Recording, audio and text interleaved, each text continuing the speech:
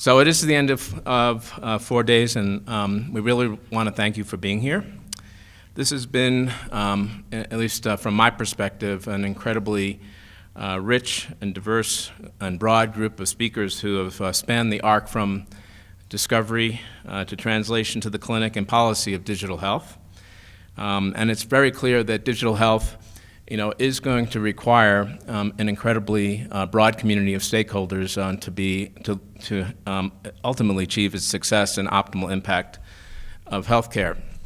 We're not going to summarize the meeting to any great extent in the short time we have, but I think what we'd like to do is focus on some of the learnings that we've seen over the last couple of days, some of the challenges that we've heard highlighted by many of the speakers, and try to give you all a perspective on future directions that we might take. I'm going to take the sort of the perspective of the research community and the academic health center, and Oliver will take the perspective of the investment community and the commercial perspective. So one of the things that we've seen over the last 4 days is the statement about healthcare really needing to have value, and particularly in the last session, as we talked about the economic value, but really not technology. If we could only find a few solid and interoperable solutions, that would be just fine. What we've seen even in the slides from John, that 863 commercial firms forming an ecosystem, what we're seeing is a massive fragmentation of technology, really not a unified approach. We started off with the meeting really talking about the science of digital health, and we acknowledge that this is now taking place at the convergence of many different disciplines, predominantly medicine, engineering, and data science, but as we just discussed, it's clear that the convergence also must involve behavioral scientists, social scientists, and economic scientists.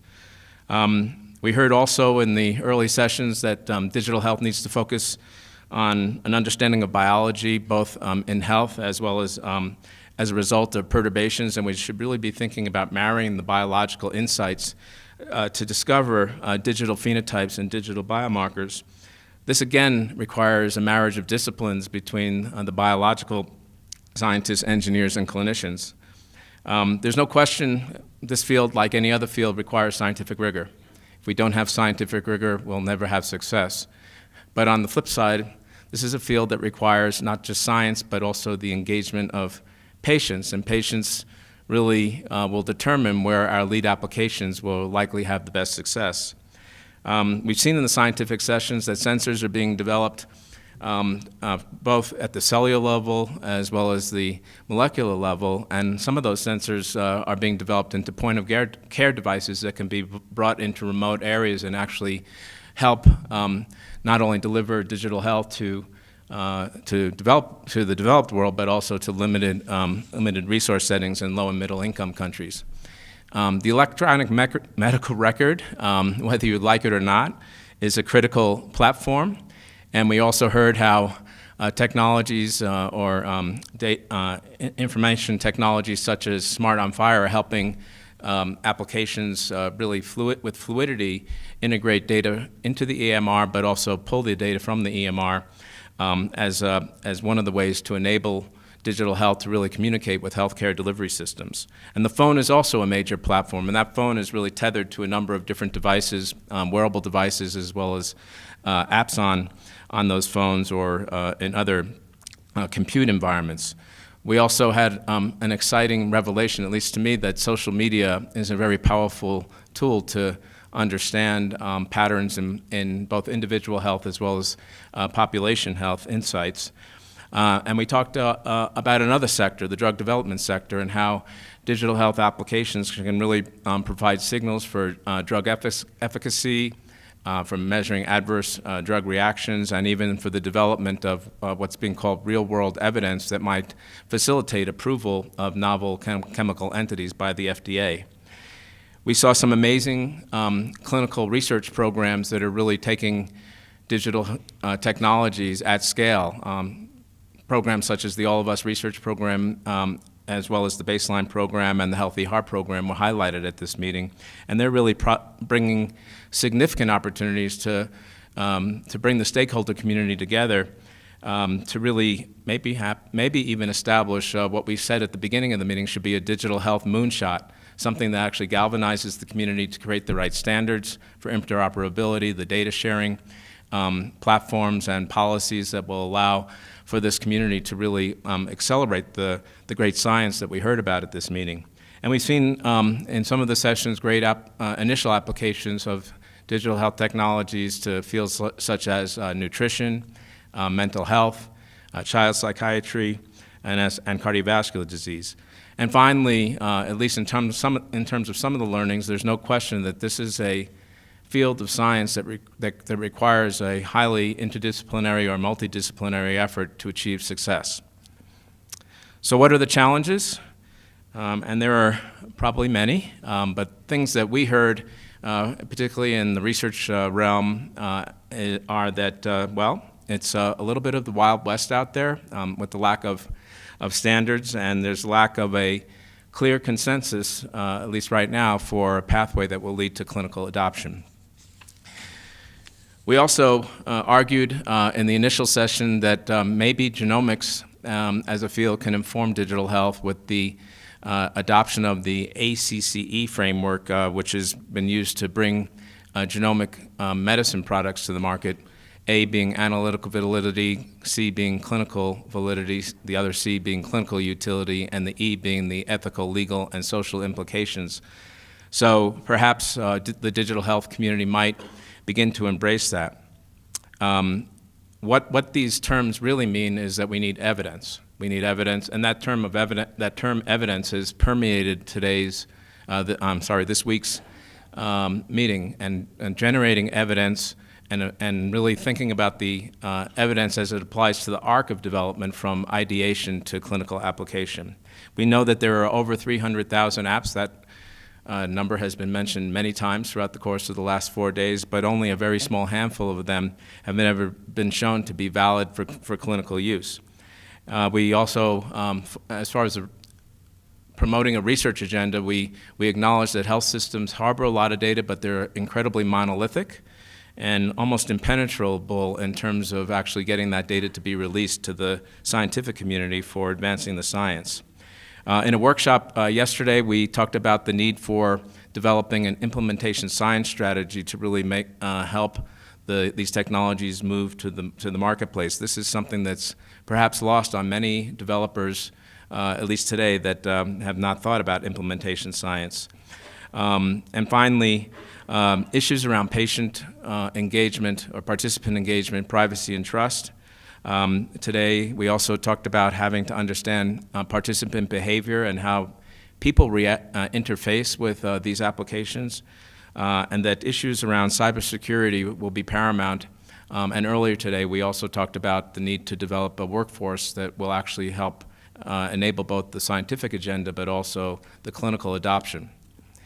Now, finally, the future. What are some of the things that we're thinking about going forward? We need to continue to embrace this opportunity of convergence of genomic data with electronic medical data that can be used to both discover and refine and validate predictive models of biology as well as environmental perturbations that lead to health to disease transitions. It really creates a significant opportunity for us to do something that medicine has failed to do for the most part, which is early disease detection. We've been pretty much focused on when disease is already clinically apparent and symptoms occur, but the digital health community is actually very well poised to change the paradigm for early signals that can actually lead to early interventions and potentially cure diseases. Learning health systems in which digital health data is captured in the course of clinical care can drive a very significant research agenda, so the notion of really creating architectures that promote the learning health system. This means, to some degree, that academic medical centers, health systems, and companies really need to partner, as we saw yesterday with the UCSF presentation, to create centers of innovation that will actually propel the field forward. And finally, I think as John's last slide indicated, something I was also going to say tonight, we will have really arrived when digital health and digital medicine are simply health and medicine. Oliver. First of all, thank you to everyone that has shared such incredible data, incredible insights, incredible stories over the last few days. I've left this conference incredibly enthusiastic about the opportunity for digital to really transform healthcare, and I think that's a really exciting kind of agenda to take forward. What have we learned from the investor perspective or from that kind of commercial lens? I think the amazing thing about having such an interdisciplinary group is that there's different insights to take for each of the different stakeholders. For one, wearing an investor hat that feels very prominent is this kind of center of gravity shift towards the patient, towards the healthy person, towards the individual as the kind of center of care. I think the pervasiveness of the technology, the mobile, the AI tools, the kind of algorithms that you're all developing is really empowering the public and patients to make decisions, to have greater expectations for the delivery of healthcare and health prevention.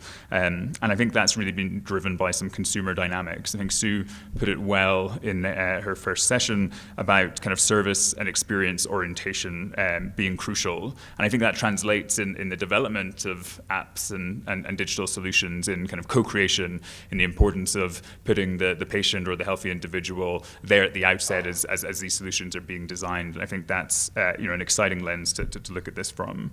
I think we also learned that kind of digitizing current practice won't do. It really does require a rethink in how to deliver solutions, be it monitoring it, be it an intervention. And I think that will require ultimately redesigns in the way that care is delivered across the spectrum, be it here in the US, be it in other countries. From a venture capital perspective, those types of kind of seismic shifts creates a lot of opportunity. I think that's a really exciting proposition that digital is going to enable. But I think alongside this shift and this kind of patient-centric, consumer-centric model of care that digital is really enabling are some challenges that Jeff really highlighted around privacy and security of data, the inferences of non-healthcare data that can be tied to kind of biological outcomes or perceived biological outcomes in a world where maybe the science hasn't proven the inferences is potentially dangerous, and it's an area that requires research and more testing and regulation and all these kind of protections as consumers kind of move forward.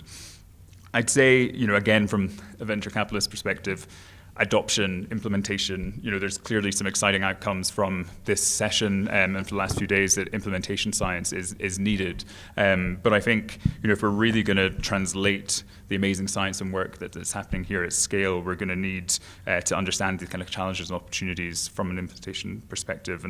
And, John articulated it well around the kind of kaleidoscope of startup companies and innovations that exist and are at the hands of patients, of providers, of industry, and how does one navigate that? I think that's a huge challenge and kind of an education in how to appraise, how to understand the science and the rigor and be able to make those determinations is crucial. And I think, evidence, I think Einar, Dr. Sawyer put it very well. Evidence is a fantastic business model, and a business model in this space is really going to help drive adoption and scale. And I think evidence, be it in outcomes, be it health economics, that's going to be a real driver of adoption, of scaling. And I think something that I was very enthused to hear is kind of top of mind of the innovators in this room, but I think we all can attest that it's not necessarily in the minds of every innovator out there in this space. And I think it's crucial that, as a community that we really champion that kind of business model understanding and kind of market need really informs the science and innovation that's being done so that we can kind of do work that ultimately results in kind of transformation of care. I think, we heard from a range of industrial kind of voices that pharma and life sciences are a potentially huge customer, a huge beneficiary of this space, but they're not without their challenges. I think there's been huge investment on the commercial side to really adopt and to kind of push through digital tools and solutions, but, leadership issues, cultural challenges, the lack of evidence, some of these things have made it difficult. But I think, hearing the talks this week, it's clearly an inflection point, and I think that's very exciting. So, the kind of the overlying driver of this, ultimately is, funding, and, how is this ultimately paid for? And again, from a venture perspective, that's a strong driver. And I heard two sound bites in this space over the last few days that really resonated. One that Sue mentioned and a couple other people: follow the money. And I think that's, important across healthcare systems, because we think frontline innovators to institutions. What are the drivers? Who are your customer? What is the innovation serving in terms of an outcome that it's trying to drive an improvement in? That's super crucial. And the second is, we should be buying health, not healthcare. And that's come up as a theme a couple of times in this movement towards value. Is hugely powerful, hugely exciting. We're not there yet. We're in this interesting kind of pivot point where we're kind of schizophrenic in our mindset of there being some fee-for-service to deliver and some value. But I think what's exciting is digital can allow us to work across that world and to really set a future tone around value. And I think, as we heard some of the startups present, the opportunity to capture value beyond a single point solution and to kind of think of it as an integrated model of care is going to be a powerful driver. So kind of moving beyond the point solution into how I can integrate my innovation into better care delivery that captures improvement, be it reduced cost for that patient over time or transformationally better outcomes as a patient. I think that's exciting and enabled. And I think taking that a step further, we heard from Dr. Kyung in her last, social determinants of health. Digital enables us to understand patients, the public, in a level of detail that is kind of unfathomable in the current construct of healthcare delivery. And if we can infer, biological conclusions from social data or otherwise, the opportunity to kind of deliver new services outside of the healthcare setting, be it food banks, be it education, be it employment, that could impact healthcare. I think that's a really exciting world and something that a value-based system will really transform. We heard from a variety of regulators in current positions, former positions, over the last couple of days. There's incredible exciting work happening here. I think we've got a community of regulators that are really trying to engage the startup community, the clinical innovators, the scientists, the researchers. We heard from pre-cert and de novo schemes here in the US. But there's challenges on that side too, and I think as a community, there's an opportunity for engagement, around diversity and access, around this idea of kind of multiple software kind of algorithms, creating a system of interdependent technologies, and how do we navigate that from a kind of regulatory perspective. It'll require science and rigor, and I'm excited to hear some of the conversations around that.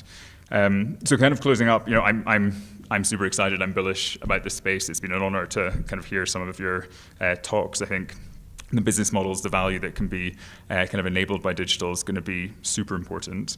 I think there's lots more work to do on many of the fronts that Jeff mentioned, but a great community to catalyze around those goals. So thank you.